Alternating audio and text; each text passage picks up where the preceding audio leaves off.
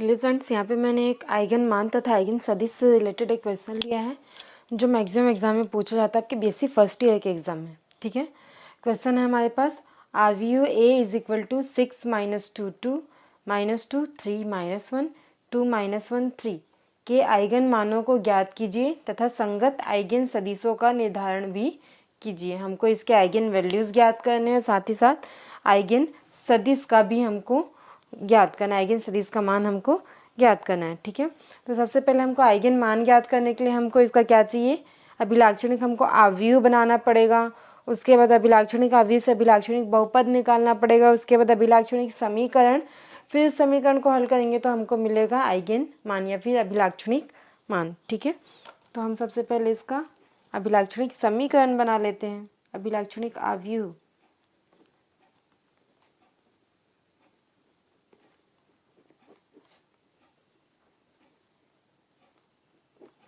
अभिलाक्षणिक आव्यूह इसका कैसे बनता है मैंने बताया था, a माइनस लेमडा आई, ये इसका अभिलाक्षणिक आव्यूह होता है। ओके, दैट मीन्स 6 - 2 2 -2 3 -1 2 -1 3, ये आपका a हो गया, माइनस लेमडा, लेमडा हमको लिख लेना है आई की वैल्यू अगर 3 × 3 का है तो आपको भी वही लेना है, 0 1 0 0 0 1।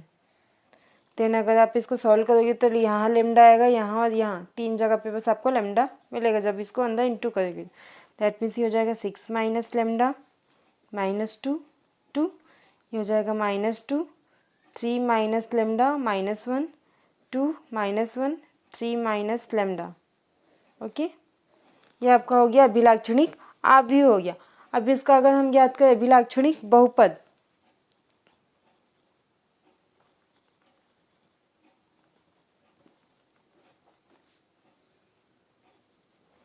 इसको आप जब क्वेश्चन सॉल्व करेंगे तो आप डायरेक्ट भी बना सकते हो, मतलब डायरेक्ट आप अभिलाक्षणिक समीकरण निकाल सकते हो। यहाँ पे मैं आपको समझाने के लिए इस प्रकार से स्टेप बाय स्टेप लिख रही हूँ। ठीक है, अभिलाक्षणिक बहुपद में होता है हमारा a माइनस लेमडा आई का सारणिक हो जाता है। ठीक है, दैट मीन्स इसका अगर हम सारणिक ले तो 6 - लेमडा -2 2 -2 3 - लेमडा -1 2 -1 3 - लेमडा, ये। ठीक है, इसको अगर हम इक्वेशन में चेंज करें, बहुपद में बनाए तो हमारा क्या हो जाएगा, 6 - लेमडा इंटू होगा इसके साथ 3 - लेमडा का 3 - लेमडा के साथ, और ये क्रॉस मल्टीप्लिकेशन होगा। ठीक है, तो ये हो जाएगा आपका 3 - लेमडा का इंटू होगा 3 - लेमडा से, इसलिए स्क्वायर, माइनस ये दोनों का इंटू होगा, दोनों आके इंटू होकर के हो गए प्लस। ओके, उसके बाद यहाँ पे अगर आप सेकंड का चिन्ह चेंज करते हैं तो आप सीधे मल्टीप्लाई कर सकते हैं, जैसे कि ऐसा। अगर आप चिन्ह नहीं चेंज करना चाहते तो मैं जनरली चिन्ह में चेंज नहीं करती, तो इसलिए मैं उल्टे मल्टीप्लाई करती हूँ, मतलब -1 का 2 से इंटू करूँगी तो ये हो जाएगा -2, देन -1, फिर ऐसा करूँगी तो -2 का 3 - लेमडा से अगर इंटू करती हूँ तो मैं ये हो जाएगा -2 का 3 से कितना हो गया -6, -2 का माइनस लेमडा से हो गया आपका +2 लेमडा। ओके, ये मैंने ऐसा गुणा किया, पहले इधर फिर इधर, क्योंकि मैंने यहाँ पे चिन्ह चेंज नहीं किया, प्लस करके लेके ही चलिए। ठीक है, उसके बाद आपका ये आ जाएगा +2, फिर से आप सीधे ही ये वाला कॉलम छोड़ देंगे आप, और ये वाला दो बचा इन चारों का, तो -2 का इंटू होगा -1 से, दैट मीन्स हो गया ये 2, -2 का इंटू होगा 3 - लेमडा से, तो ये क्या हो जाएगा आपका 6 - 2 लेमडा। ओके, इसको अगर आप सॉल्व कर लोगे, इसको पूरा सॉल्व करके तो आपको वैल्यू जो मिलेगी, जो बहुपद मिलेगा, हो जाएगा λ⁴ -12 लेमडा का स्क्वायर +36 लेमडा -32, ये आपको बहुपद मिलेगा इस पूरे इक्वेशन, इसको सॉल्व करने पे λ⁴ -12 लेमडा स्क्वायर +36 लेमडा -32, ये आपको जो मिला है ये आपका क्या कहलाएगा, अभिलाक्षणिक बहुपद है ये, है ना। अब इसी का अगर हमको अभिलाक्षणिक समीकरण बना लेना है तो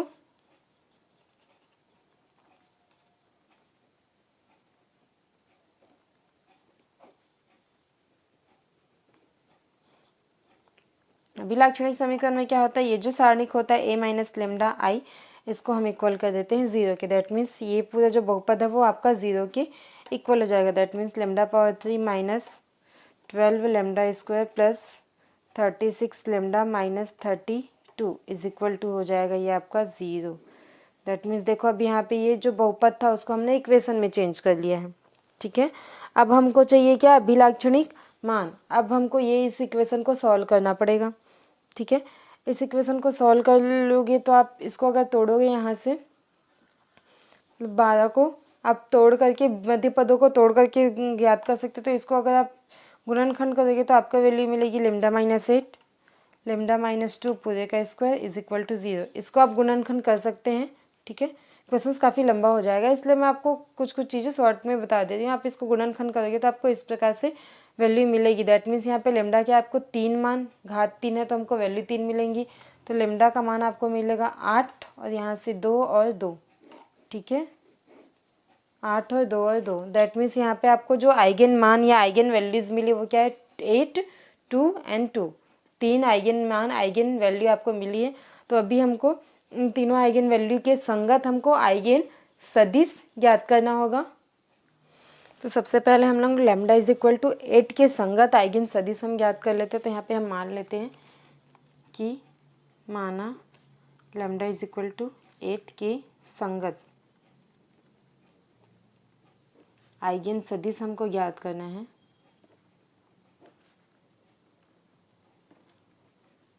आइगन सदिश मतलब वो कैपिटल एक्स के फॉर्म में होता है। तो हमारे पास 8 के संगत ज्ञात करना हो और हमारे पास 2 के संगत भी ज्ञात करना है, इसलिए मैं इसको x1 मान लेती हूँ, है ना। और देखो हमारा जो मैट्रिक्स है 3 क्रॉस 3 का है, इसलिए ये हो जाएगा आपका x1 x2 एंड x3। ये हो गया आपका, मान लिया हमने कि लैम्डा इज इक्वल टू 8 के संगत आइगन सदिश हमको ये मिलेगा x1 x2 x3। अब हमको यही x1 x2 और x3 की वैल्यू ज्ञात करनी है। ठीक है, ये हमने मान लिया। अब हम जानते हैं कि हमने इक्वेशन जो पढ़ा था ना, क्या पढ़ा था, ax is equal to lambda x ये होता है ना। तो यहाँ पे x1 हमने x1 माना इसलिए x1 लेंगे और लैम्डा की वैल्यू यहाँ पे क्या है, 8 है। दैट मीन्स अगर इसको हम एक साइड करके लिखे तो हमारे पास क्या हो जाएगा, ax1 माइनस लैम्डा यहाँ पे x1 इज इक्वल टू 0 हो गया, है ना। दैट मीन्स अगर मैं x1 को कॉमन निकालूँ, यहाँ क्या बचेगा आपके पास, a माइनस लैम्डा। यहाँ पे चूंकि एक भी मैट्रिक्स नहीं बचेगा ना, ये सिर्फ हमारा लैम्डा एक तो अदिश राशि बच जाएगा, तो इसलिए हम यहाँ पे एक आइडेंटिटी मैट्रिक्स को इस प्रकार से लिख सकते हैं, a minus lambda I into x1 is equal to 0।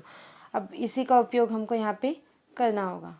ठीक है, लैम्डा इज इक्वल टू 8 के संगत आइगन सदिश हमने ये माना है। अब यहाँ पे हमको वैल्यू पुट करना होगा। ठीक है, तो चलो करते हैं। सबसे पहले हमारे पास a माइनस लैम्डा आई के अकॉर्डिंग हम देखें तो हमारे पास a क्या था, 6 माइनस 2 2 माइनस 2 3 माइनस 1 2 माइनस 1 3 था, है ना।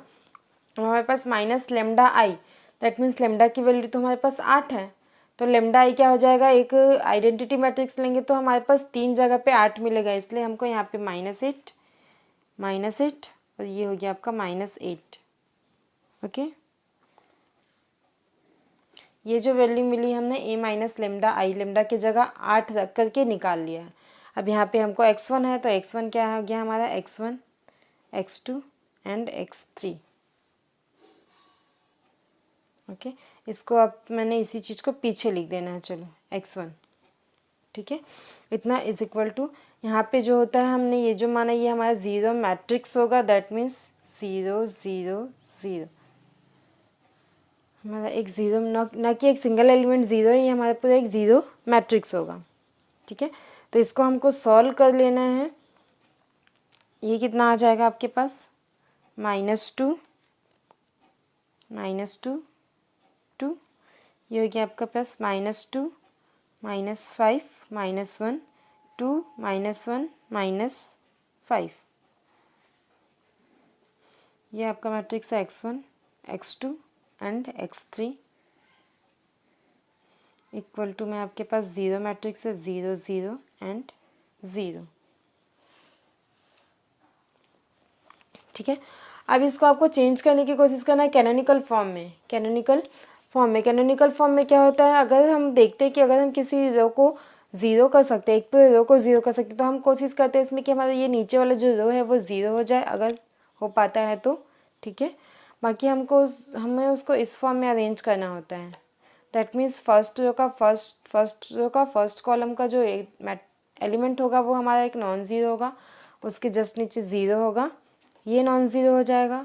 फिर थर्ड रो में ये हमारा नॉन ज़ीरो होगा, बाकी दोनों ज़ीरो हो जाएगा। हमको एक ऐसे सीढ़ी नुमा बनाना है, और अगर किसी रो को हम पूरी तरह ज़ीरो कर सकते तो हम नीचे वाले रो को पूरी तरह ज़ीरो करने की कोशिश करेंगे कैनोनिकल फॉर्म में, ठीक है।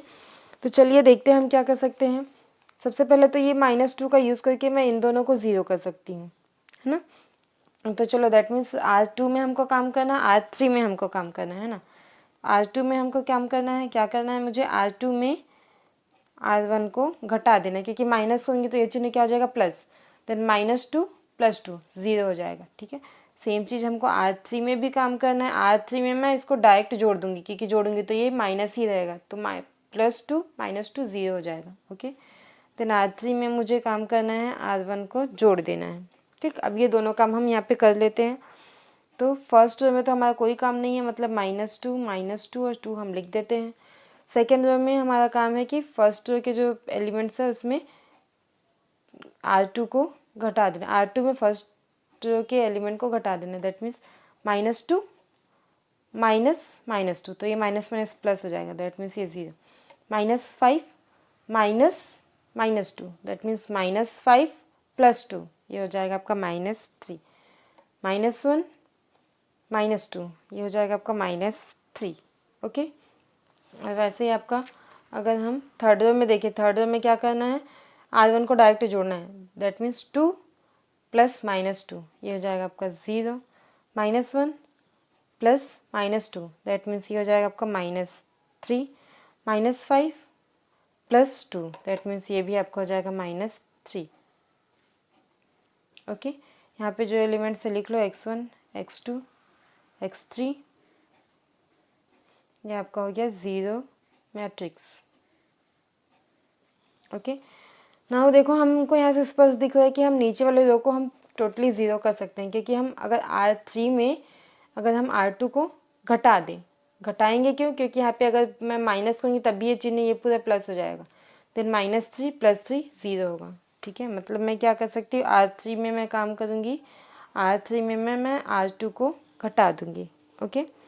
तो चलिए घटा लेते हैं, R1 और R2 में कोई काम नहीं है, इसलिए -2 2 0 -3 और यहाँ पे देखिए क्या करना है, अगर घटाएंगे तो ये हो जाएगा 0, ये 0 और 0,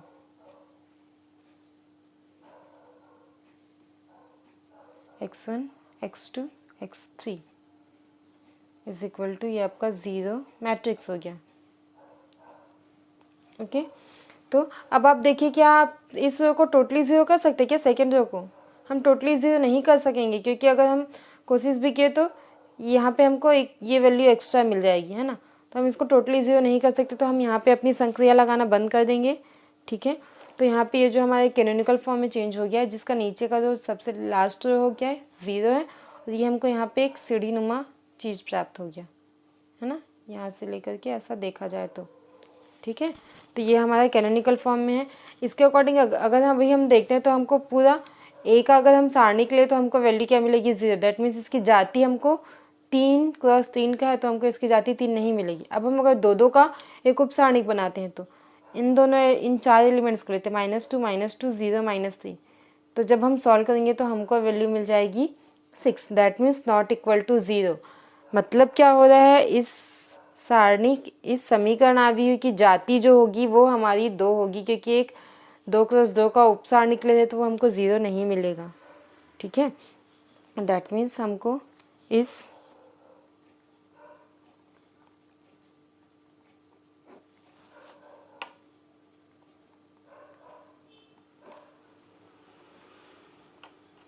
समीकरण आव्यूह की जाति जो मिलेगी 2, या फिर रैंक हमको मिल जाएगी 2, ठीक है। रैंक 2 मिलेगी तो हमको करना क्या है, जो भी इसका क्रम रहेगा, 3 × 3 का क्रम है ना, तो हमको उस क्रम में हमको जो इसकी जाति निकालेंगे हम उसको घटा देंगे। जो भी 3 cos 3 का जो भी इसको ऑर्डर रहेगा उसमें हमको इसकी जाति को घटाना है। दैट मीन्स हमको क्या मिल गया 1, है ना। तो इससे स्पष्ट है कि ये जो समीकरण है इसमें हमको एक रैखिकता स्वतंत्र हल प्राप्त होगा। ठीक है, दैट मीन्स ये जो समीकरण है वो एक रैखिकता स्वतंत्र हल लीनियरली इंडिपेंडेंट सॉल्यूशन रखते हैं।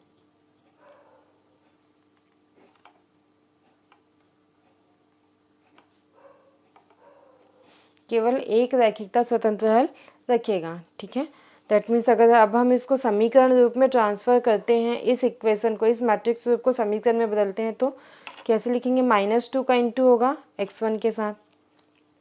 ठीक है, तो -2 x1, फिर इस -2 का इंटू होगा x2 के साथ, तो यहाँ पे हो जाएगा प्लस, लेकिन प्लस और ये माइनस क्या हो जाएगा मिलके माइनस, दैट मीन्स -2 का होगा x2 के साथ, फिर इस 2 का हो जाएगा इसके नीचे जस्ट x3 के साथ, तो +2 x3।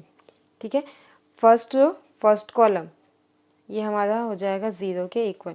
अब इसको देखिए तो हमारा फर्स्ट तो 0 हो गया, तो -3 का इंटू होगा x2 के साथ, दैट मीन्स -3 x2, फिर -3 का x3 के साथ, that means -3 x3 is equal to 0। ये हमको दो इक्वेशंस मिल जाएंगे।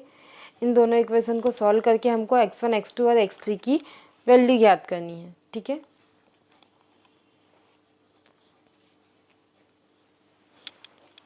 यहाँ पे देखो ये इसका मतलब क्या होता है, एक रैखिकता स्वतंत्र हल। दैट मीन्स हमको ये हमारे पास तो 3 वैल्यू मिलनी चाहिए x1, x2 और x3 की, लेकिन उसमें से सिर्फ हम एक वैल्यू जो ऐसी होगी जिसको हम खुद से रखेंगे, जो रैखिकता स्वतंत्र होगा, जो किसी पे डिपेंड नहीं होगा। बाकी जैसे कि अगर मैं मान लो x3 की वैल्यू अपने से रखती हूँ, x3 की वैल्यू रैखिकता हम स्वतंत्र कुछ भी ले सकते हैं, तो x2 की वैल्यू x3 पे डिपेंड होगी और x1 की वैल्यू x2 पे डिपेंड होगी। इस प्रकार से यहाँ पे बनता है। चलिए देखते हैं इसको आगे। ये जो समीकरण है इसमें अगर हम समीकरण 2 से देखते हैं ना, समीकरण 2 से अगर मैं देखूँ तो मुझे क्या मिल रहा है, -3x2 is equal to 3x3। Okay, that means x2 की वैल्यू मुझे क्या मिल जाएगी, इसको ट्रांसफर कर दो तो -x3, है ना। x2 की वैल्यू मुझे मिल गई -x3। अब यहाँ पे मैं बोला जैसे कि एक रैखिकता स्वतंत्र हल, तो मैं इसमें से किसी भी एक का मान अपने मन से रख सकती हूँ, एक की वैल्यू रैखिकता स्वतंत्र होगी। ठीक है, तो मान लेती हूँ मैं यहाँ पे कि माना x3 की वैल्यू मैं मान लेती हूँ 1, अपने से मैंने रख लिया, एक का मान सिर्फ अपने से रखा, तो बाकी जो x2 की वैल्यू होगी वो इस पर डिपेंड होगी। क्यों, x2 की वैल्यू यहाँ से आप निकाल लोगे -1, कैसे आई, x3 पे डिपेंड थी ना। ठीक है, x3 स्वतंत्र है, x2 x3 पे डिपेंड था, इसलिए यहाँ पे आ गई x2 की वैल्यू। ओके, अब हमको यहाँ पे एक और वैल्यू निकालनी, किसकी, x1 की वैल्यू। तो यहाँ पे अगर आप समीकरण 1 पे अगर आप x2 और x3 की वैल्यू रखते हैं, है ना, तो यहाँ पे आपका हो जाएगा -2x1 -2 x2 की वैल्यू क्या है -1, दैट मीन्स -1 +2 x3 की वैल्यू क्या है 1 is equal to 0, then -2x1 ये आपका हो जाएगा +2 is equal to 0, then x1 is equal to हो जाएगा आपका +4, उधर जाके -4 divided by -2, that means x1 की वैल्यू आपकी कितनी मिल गई, x1 की वैल्यू आपको मिल गई 2। ओके, इस प्रकार से आपका जो आपने सदिश माना था ना, आइगेन सदिश, हमको क्या मिला, x1 x2 x3, that means x1 की वैल्यू 2, x2 की वैल्यू -1, x3 की वैल्यू 1, ये। ठीक है, तो इस प्रकार से आपको लैम्डा इज इक्वल टू 8 के संगत, ये क्या है आपका आइगेन सदिश है। तो ये x1 जो मिला 2 -1 1 लैम्डा इज इक्वल टू 8 के संगत आइगेन सदिश है। ठीक है, इसी में अगर हम कोई भी एक नॉन जीरो वैल्यू k1 अगर मान के चले, k1 क्या है, is not equal to 0। k1 एक ऐसी अदिश से कोई भी राशि जैसे 1 2 3 4 कुछ भी हो सकता है, तो k1 अगर हम एक नॉन जीरो वैल्यू लें तो k1 x1 भी क्या होगा, लैम्डा इज इक्वल टू 8 के संगत आइगेन सदिश को दर्शाएगा। ठीक है, अगर हम k1 कोई भी नॉन जीरो वैल्यू लेते हैं तो k1 x1 मतलब इसमें किसी भी नॉन जीरो का अगर इंटू करें तो वो भी लैम्डा इज इक्वल टू 8 के संगत आइगेन सदिश होगा। ठीक, अब इसी प्रकार हम, ये तो हमारा हो गया आइगन वैल्यू 8 के संगत हुआ, 8 के संगत हुआ ना। अब हमारे पास एक और बच गया आइगन वैल्यू 2 के संगत भी हमको आइगन सदिश ज्ञात करना। तो उसके लिए भी अगर हम देख लेते हैं, सेम यही प्रोसीजर रहेगा। एक बार जो आपने देख लिया सेम चीज़ आपको लैम्डा इज इक्वल टू 2 के लिए करना है, ठीक है।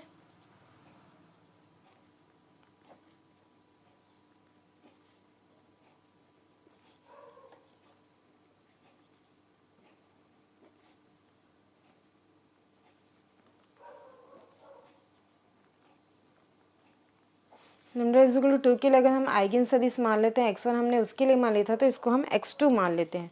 इसमें भी हम x1, x2 एंड x3 ये वैल्यूज रखते हैं, ठीक है। तो सेम चीज़ आपको सारी प्रक्रिया दोहरानी पड़ेगी। a minus 2 I, a minus lambda I था, लेमडा की जगह मेरे पास 2 है, ठीक है। यहाँ पे आपका हो जाएगा x2 is equal to 0, that means a minus 2 आई।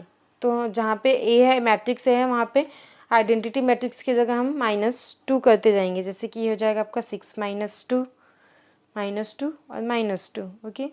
-2, 3 -2 -1, ये हो गया 2 -1 3 -2, ठीक है। x2 की वैल्यू यहाँ पे पुट कर दो, x1 x2, ये हो गया आपका x3 इज इक्वल टू, यहाँ पे आपका हो जाएगा, ये 0 मैट्रिक्स है, 0 0 0, ठीक है। अब इसको आप सॉल्व कर लोगे तो आपके पास क्या बच जाएगा, 4 -2 2 -2 1 -1, ये जाएगा आपका 2 -1 और ये 1, x1 x2 x3 equal to 0 0 0।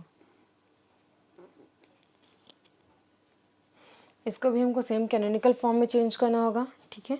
तो मैं सबसे पहले चाहूँगी कि ये जो छोटी वैल्यू वाली जो है वो मेरा फर्स्ट रो में चले जाए, फर्स्ट रो जो है वो सेकेंड रो में आ जाए, ठीक है। तो मैंने फर्स्ट रो और सेकेंड रो को आपस में चेंज करना चाहती हूँ, ठीक। तो ये हो जाएगा आपका -2 1 -1, सेकेंड रो जो फर्स्ट में चली गया, फर्स्ट रो सेकेंड में आ जाएगा, 4 -2 2, then 2 -1 1, x1 x2 x3 is equal to आपका ये 0 मैट्रिक्स। अब देखो मैं कोशिश करूँगी कि मेरा ये फर्स्ट रो से मैं थर्ड और सेकंड रो को 0 कर लूँ, ठीक है। तो जैसे कि अगर मैं इसको 0 करना चाहती हूँ तो मैं क्या करूँगी, इस तीसरे रो में पहले रो को क्या कर दूँगी, डायरेक्ट जोड़ दूँगी, क्योंकि ये माइनस है तो प्लस और माइनस माइनस हो जाएगा, तो ये हमारा वैल्यू आ जाएगा। दैट मीन्स R3 में मुझे काम करना है, क्या करना है, R3 में मुझे R1 को जोड़ देना है डायरेक्ट। तो ये जो 0, ये 0 हो जाएगा, बाकी इधर का देखते हैं बाद में, ठीक है।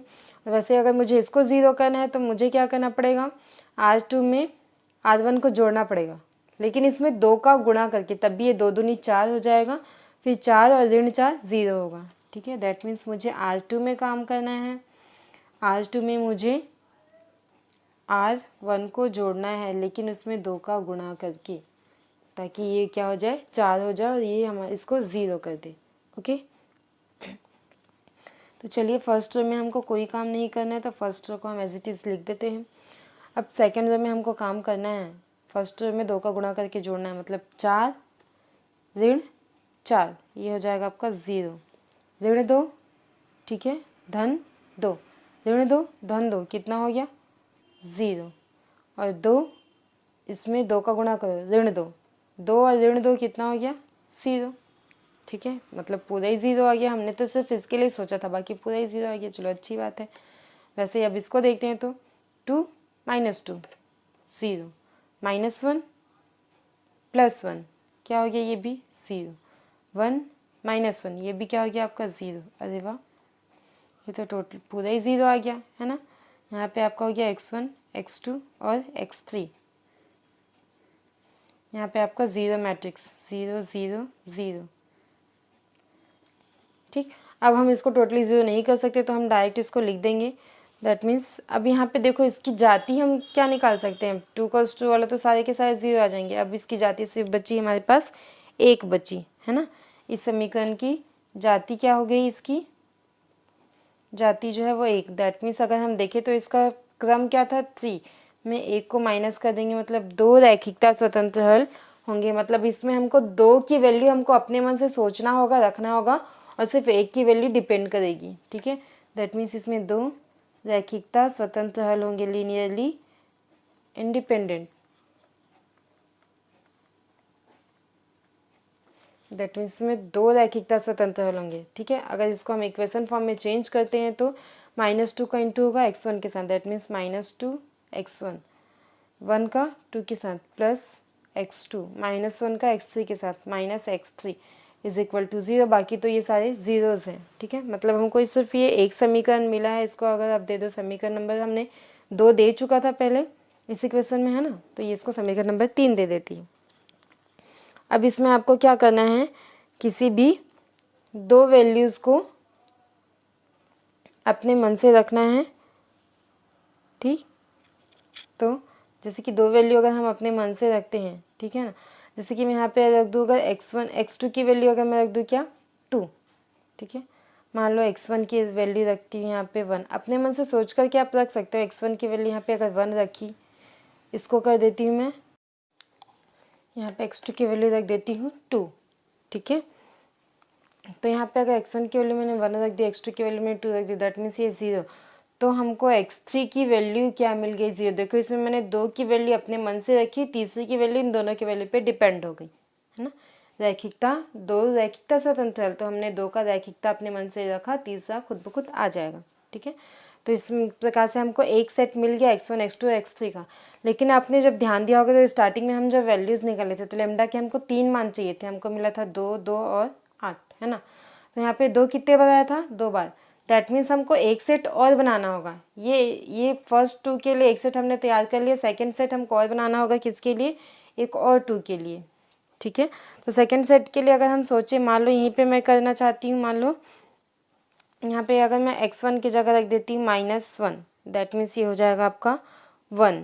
ठीक है, और यहाँ पे x3 की जगह रख दूँगी, अगर मैं आपका 1 रख दूँगी तो ये 1 और ये 1 कैंसिल हो जाएगा। दैट मीन्स हमको x2 की वैल्यू हमको मिल जाएगी 0। मैंने क्या किया था, x3 की जगह रख दिया था 1। देखो यहाँ पे मैंने इन दोनों की वैल्यू अपने मन से रखी है ना। x1 की जगह रखा -1, दैट मीन्स ये हो गया, क्या हो गया, -1 अगर रखूँगी तो ये क्या हो गया आपका 2 हो गया। अच्छा सॉरी, -1 रखूँगी तो ये 2 हो जाएगा, तो x3 की वैल्यू मैं रखूँगी 2।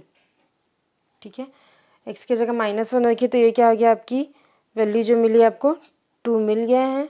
ठीक है, यहाँ पे आपको 2 मिल जाएगा। इस 2 को कैंसिल करने के लिए मैं यहाँ पे -2 करना चाहूँगी, तो माइनस पहले से है, तो x3 की जगह मैं रख दूँगी 2। दैट मीन्स ये -2 और +2 हो जाएगा आपका, ये +2 -2 कैंसिल हो जाएगा, तब x2 की वैल्यू आपकी बच जाएगी 0। इस प्रकार से ये मैंने दूसरा सेट तैयार कर लिया है ना। हमको 2 सेट प्राप्त हो गए। पहले को मैं x2 नाम दूंगी, इसको लिख दूंगी तो 1 2 एंड 0, x1 x2 और x3 की वैल्यू रख दी। तथा साथ ही साथ मैं एक और तैयार मैंने किया है 2 सेट, क्योंकि यहाँ पे 2 हमारा 2 आइगन मान का मान है ना। तो x1 x2 x3 की वैल्यू रखूँ तो -1 0 एंड 2। ये देखिए, इस प्रकार से लैम्डा इज इक्वल टू 2 के संगत हमको 2 आइगन सदिश प्राप्त हुए हैं, 2 आइगन सदिश प्राप्त हुए हैं। ठीक है, तो इस प्रकार से ये लैम्डा इज इक्वल टू 2 के संगत हमको 2 आइगन सदिश प्राप्त हुए हैं है ना। तो यहाँ पे अगर मैं मानती हूँ कि माना K1 और K1 हमने पहले के लिए रख लिया था, तो यहाँ पे K2 और K3 is not equal to 0, 2 शून्येतर सदिश हैं, शून्येतर अदिश राशि हैं। ठीक है, जो नॉन ज़ीरो अदिश राशि हैं। यहाँ पे अगर मैंने K1 और K2 और K3 को मैंने यहाँ पे माना हुआ है 2 अदिश राशि ऐसे हैं जो 0 नहीं हैं। ठीक है, तो इसको मैं क्या लिख सकती हूँ, K2 का इंटू करूँगी x2 के साथ, तो K2 x2, और K3 का इंटू करूँगी x3 के साथ, K3 x3। इन दोनों को मैं प्लस कर दूँगी, क्योंकि दोनों 2 के लिए ही है ना, लैम्डा इज इक्वल टू 2 के लिए ही है दोनों, इसलिए K2 x2 plus K3 x3 ये जो होगा वो लैम्डा इज इक्वल टू 2 के संगत हमारे अदिश आइगन सदिश को दर्शाएगा। ठीक है, मतलब K2 इज इक्वल टू, ये क्या हो गया आपका K2, x2 की वैल्यू 1 2 0 प्लस K3 x3 की 0 -1 0 2। ये देखो K1 x2 की वैल्यू मैंने पुट कर दिया, K3 x3 की वैल्यू मैंने पुट कर दिया, तो ये क्या होगा आइगन मान lambda is equal to 2, K lambda is equal to 2 के संगत आइगन सदिश है।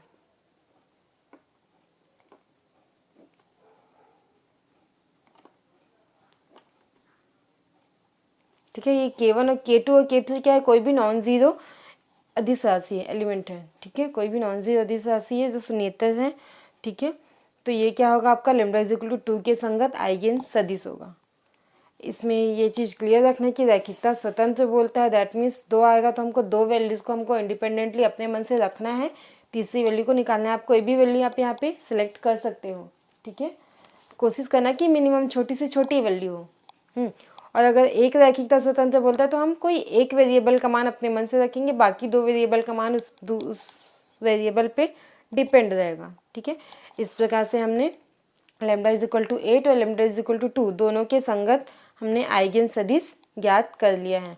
दोस्तों ये क्वेश्चंस हालांकि दिखने में आपको टाइम बहुत लगा होगा, लंबा लगा होगा, लेकिन क्वेश्चंस काफ़ी इजी हैं क्योंकि सेम प्रोसेस को आपको 2 बार यहाँ पे रिपीट करना होता है और इस टाइप के क्वेश्चंस बीएससी फर्स्ट ईयर के एग्जाम में पूछे जाते हैं।